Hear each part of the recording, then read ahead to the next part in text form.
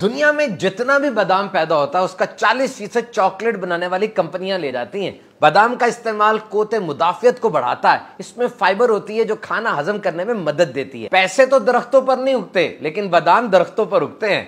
इसको उतारने का अमल बड़ा दिलचस्प है।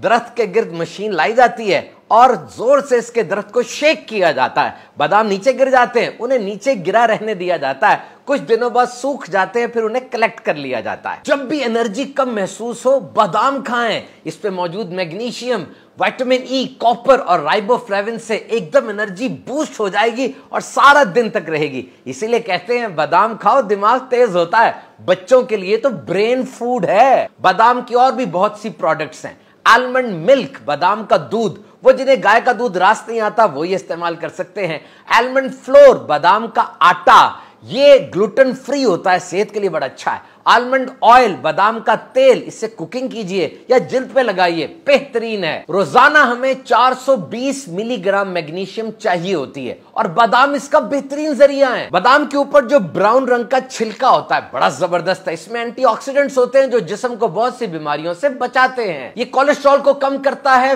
वेस्ट लाइन फ्रेंडली है, मोटा नहीं करता। वैसे ही खा लें, रोस्ट कर लें, सलाद में डालें या मीठे में डालें। बादाम हर जगह फायदेमंद है।